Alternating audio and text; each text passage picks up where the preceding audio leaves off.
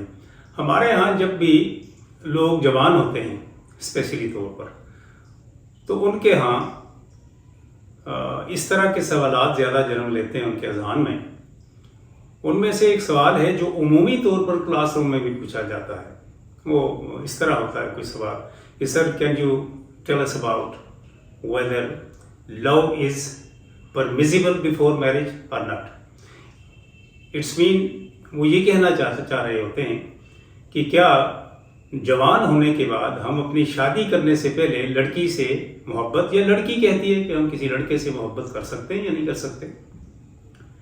تو دیکھیے، اسلام محبت کا دین ہے.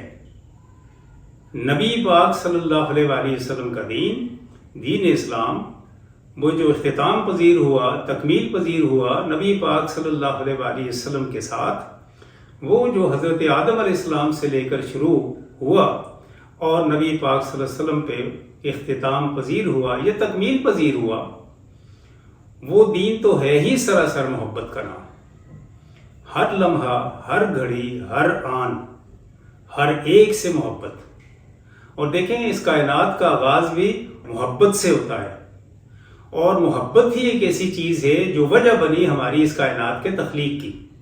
اور انسان کے پورے قالب کو دیکھا جائے تو اس کی تشریحات اگر کی جائیں تو ہر ایک حصہ اس جسم کا محبت سے بھرا ہوا ہے. ہماری سوچوں کو اللہ تعالیٰ نے محبت کی راہ دکھائی، لیکن اس کے ساتھ ساتھ شرور بھی اس کے اندر رکھا. فَالْهَمَهَا فُجُورَهَا وَتَقْوَاهَا. تو دونوں میں سے جو آپشن رکھے ہیں یہاں پہ ہمارے لیے، جہاں تک محبت کا تعلق ہے لڑکی اور لڑکے کا جوان ہونے کے بعد اپنی شادی سے پہلے، تو یہ بالکل جائز ہے. نبی پاک صلی اللہ علیہ وآلہ وسلم نے اس کے بارے میں تاکید کی ہوئی ہے، تاکید. لیکن یاد رکھیے، جائز اس حد تک ہے جس حد تک آپ ناجائز حرکت میں شامل نہیں ہو جاتے.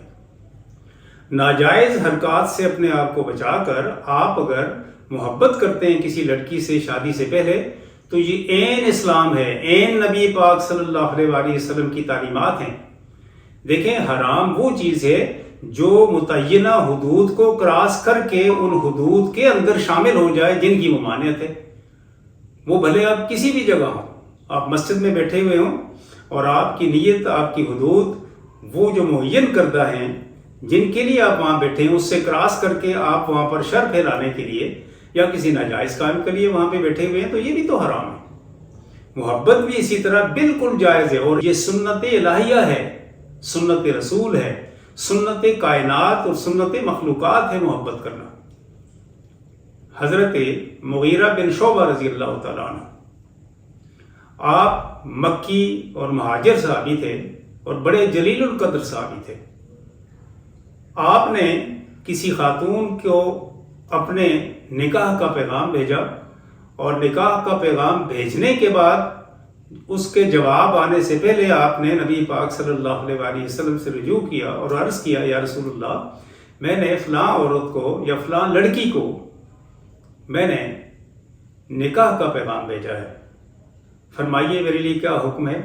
تو آپ صلی اللہ علیہ وآلہ وسلم نے فرمایا کہ کیا تم نے اس کو دیکھا، اس کا نظارہ کیا؟